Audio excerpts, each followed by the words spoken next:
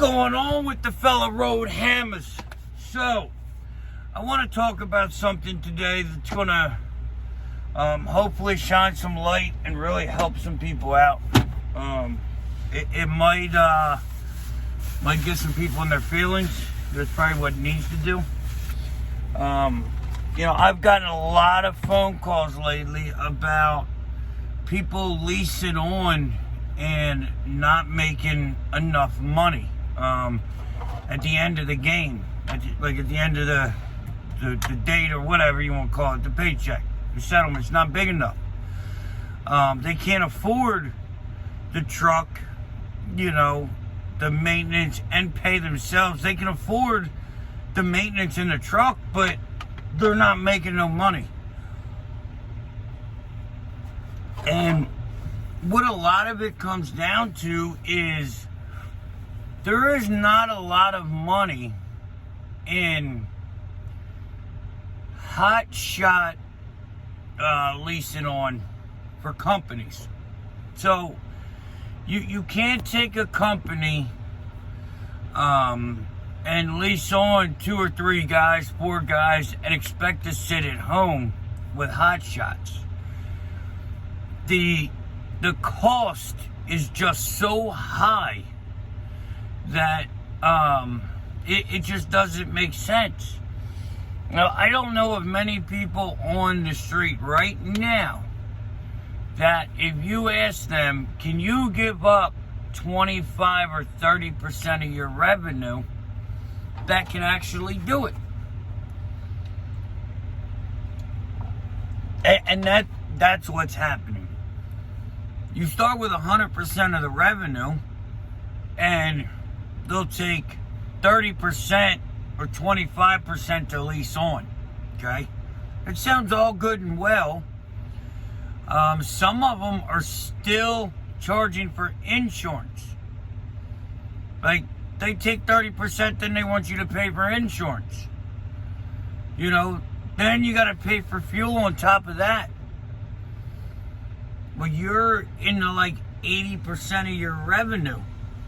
And you still got a truck payment, a trailer payment, and you got to maintain it. And you got to pay yourself and your bills at home. So, what I've seen and what's worked for me, and a lot of companies don't and won't do this because their margin is not where they want it to be.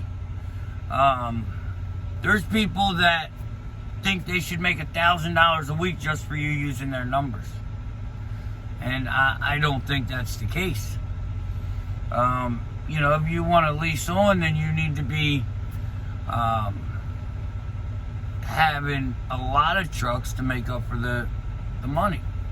Or you really want to make money, go buy your own trucks and do company drivers. But nobody wants to do that because then they have to pay the bill. So I've been paying 18 to 20% to lease on, plus no, not plus, that includes your insurance. 18% includes your insurance. Now, if you dispatch, that's not gonna, or if they dispatch you, then you need to pay 5 to 7%. Okay? 10 to 15% is way too much. Way too much. Learn to do it on your own. And also, you should be covering the factory. If you have the choice. Now, if the company chooses to factor all their money, then they should pay that, in my opinion. If they say, hey, Hotshot, we have a factoring company, you can factor or you can wait 30 days for your money. Now I should pay factoring because I have an option. There should be no forced payments, no forced dispatch. At the end of the day, it's still your truck and your trailer. Yes, it's their numbers, but Without your truck and trailer, they have nothing. You can go other places and lease on. You can go work for other people. And you want to make sure, and this is hard to make sure of, but you can usually tell by the way they talk, the way they act, and all that. You want a company that if crap hits the fan, they can bail themselves out. Let's say something happens and they get a hefty fine. But they need to be able to bail themselves out. They don't need to come back to the drivers. They don't need to change anything with the company's pay. They need to be able to cover that. If they cannot cover that, you are asking for trouble in the long run. Because I'm not saying it's going to happen, but it can happen. If they get a hefty fine for not doing something correctly, then, you know what I mean, that's on them. Make sure you read your contract. Don't go by what they say. Because a lot of places will tell you one thing, put something else in writing, but still honor what they tell you. Well, that all sounds good, right? It's good until it's not good. When they decide they need to change to what's in writing, you have no leg to stand on. No leg to stand on. And when they do that, normally they have a reservation and they are planning on upping your percentage.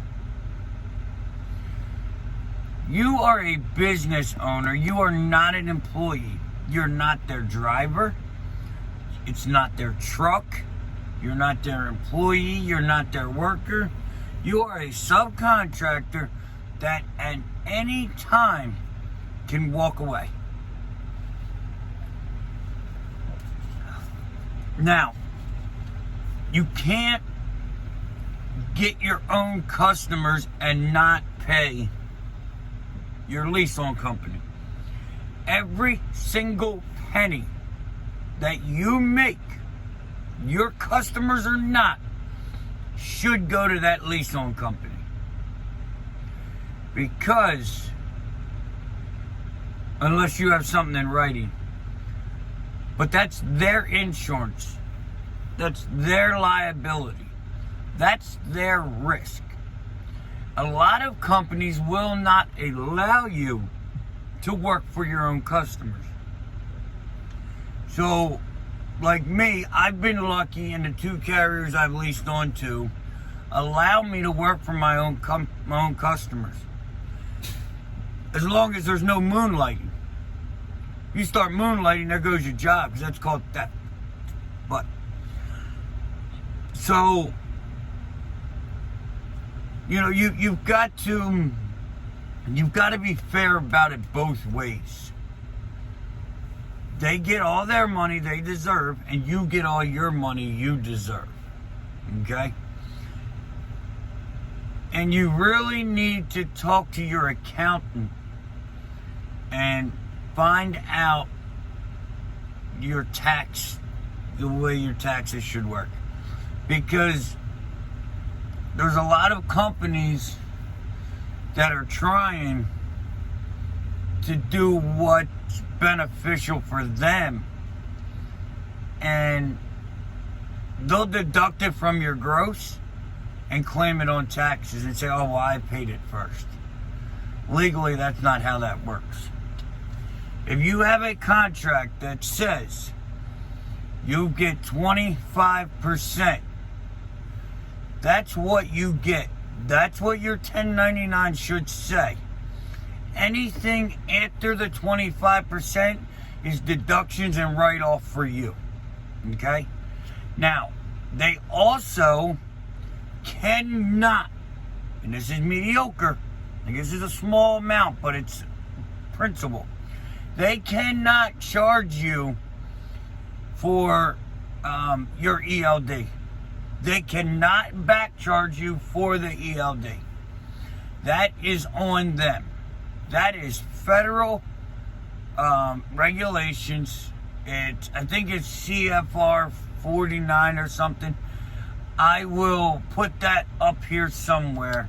I'll take a screenshot and put it on one of these. So, a lot of companies, they try to back charge. They try to add fees because, like, these are for startups. Because when they start up, they don't really know what all is included. They think they do, but they don't. And when they do it and they find out their margins are slim and they're only making $500 a week off of you as an owner-operator, greed starts to kick in. They feel entitled to more money, which they shouldn't be. I got a buddy that leases on trucks, and his rule of thumb is if he can make $10,000 a year per truck, then that's happy. Everybody's happy. Now, I think that's a little low, but that's why he's got some of the best drivers he's got. And now to you guys that are actually leasing people on, your pay schedule and the way you pay and treat drivers is the only thing that separates you from the next company. So if you want quality drivers, if you want quality operators, owner-operators, you better have a darn good pay plan. It better be about the drivers and not as much about you. You know, and you may have to stay in the truck for a couple weeks, a couple months, hell, maybe a year. You may have to stay in the truck. This isn't all peaches and rainbows and you get out. The whole reason we look to lease on is because we're looking for a co-op type company, like relationship. You know, a lot of people that lease on, they don't want big fleets. They don't want big headaches, big businesses, big, expenses. So if I can lease on with a guy that has 10 trucks and we all essentially split like the back office and, and we got one guy that deals with paperwork, all the stuff that comes with back office. You've got less expenses. You don't have that big insurance nut to bust to pay every week or every month. It's just we're looking for ease and, less headaches. So if we're leasing onto a company that is not providing that, there's no benefit of that company.